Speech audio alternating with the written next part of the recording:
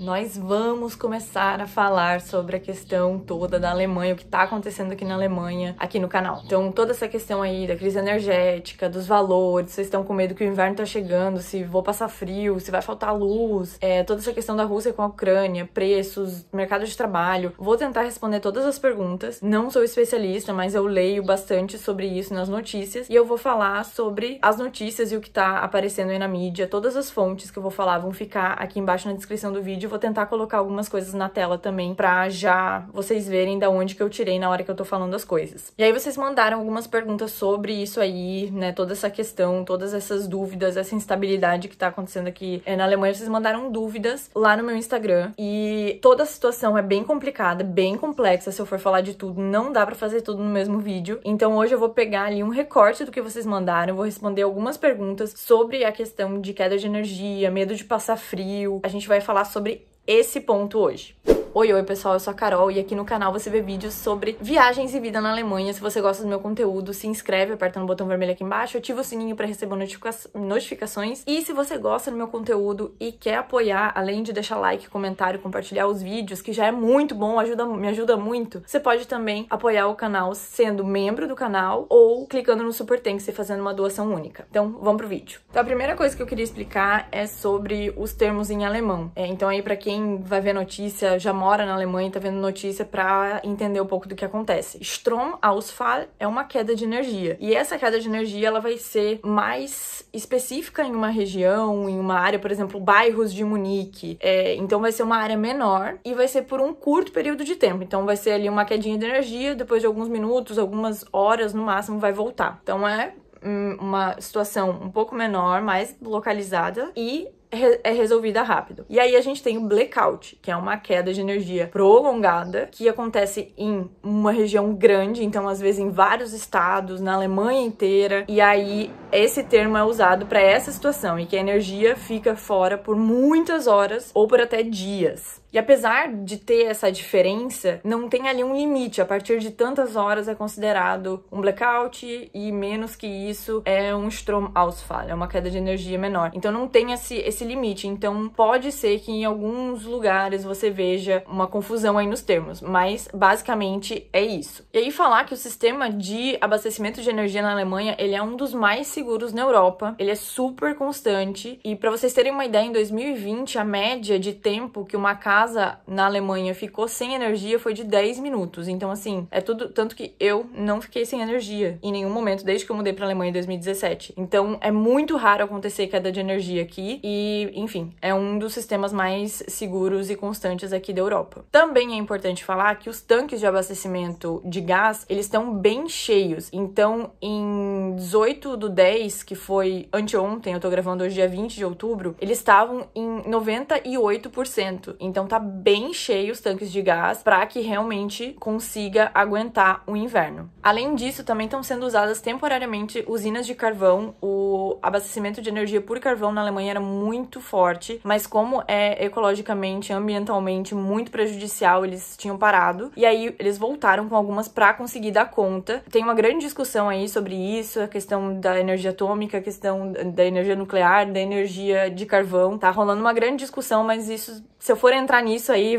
esse vídeo vai ficar gigantesco. Então, pra vocês saberem só que tem energia de carvão funcionando temporariamente para suprir também e garantir que não falte energia. E essa semana também o chanceler Olaf Scholz criou uma base legal para que 3 usinas nucleares continuassem funcionando até o final do inverno, até abril de 2023. Essas usinas nucleares era para elas pararem de funcionar, tinha um limite ali até o final do ano. 2023 era para todas elas serem fechadas, mas em decorrência disso, ele falou não, elas vão funcionar até o final do inverno para também garantir que essa energia esteja vindo e esteja suprindo o que a gente precisa para o inverno aqui na Alemanha. Tá, mas aí qual que é a probabilidade de acontecer um blackout, né, uma queda de energia muito grande aqui na Alemanha durante esse inverno e a gente ficar sem luz? Inclusive, a próxima pergunta vai ser o que acontece se acontecer um blackout. Então fiquem aí porque não é só ficar sem luz, é muito mais complicado do que a gente imagina. Então a probabilidade, os especialistas estão dizendo que apesar de que isso não pode ser descartado, a probabilidade é muito pequena disso acontecer. O Dominik Möst, que é o professor de economia energética da TU de Dresden, que é a Universidade Técnica em Dresden, ele falou para o jornal ZDF que a probabilidade de um blackout grande continua sendo muito pequena, mas isso não significa que não deve ser descartada. E a Bundesnetzagentur, que é a agência federal de redes aqui na Alemanha, que é o órgão do governo responsável por energia, telecomunicações, correios e ferrovias, também afirmou que depois de fazer vários testes, eles fizeram vários testes para ver como é que estava a segurança da rede e para ver o quanto aguentava, com muita gente usando, com a capacidade aí muito alta, e essa questão aí que tá vindo pouca matéria-prima, né, para transformar em energia, eles também não descartam a possibilidade de um blackout, mas que um blackout de muitas horas vai ser muito improvável de acontecer. E não é porque a probabilidade de acontecer um blackout é muito pequena que a gente vai ficar assim, sentado no sofá gastando energia como a gente sempre gastou. Então é muito importante, tanto que o governo, as indústrias e a gente como pessoa, né, civil, enfim, como cidadão, que a gente economize também na nossa casa. Inclusive quero fazer um vídeo com dicas sobre como economizar e falar um pouco mais sobre essa questão de economia, o que o governo tá fazendo e o que a gente pode fazer. Mas, como eu falei, isso aqui vai ser um recorte, porque é muita coisa pra falar sobre várias situações. Então, vamos seguir o jogo.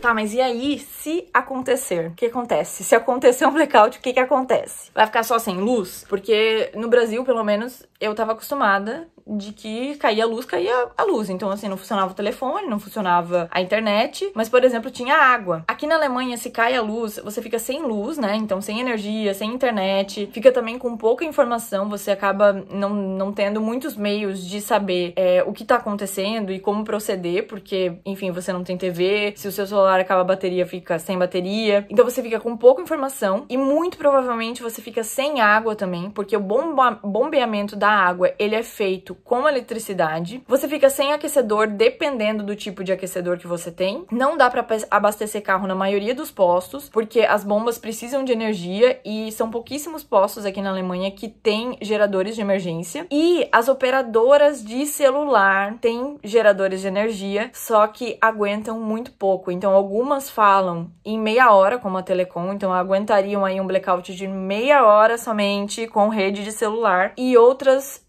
como a Vodafone, aguentariam de 2 a 4, eles falaram. Então aí cai energia, daria pra usar aí a rede de celular, fazer ligação, enfim, funcionar aí a rede do celular de 2 a 4 horas. Então até os celulares ficariam sem sinal se caso acontecesse um blackout. Então uma situação realmente de um blackout na Alemanha seria bem complicada.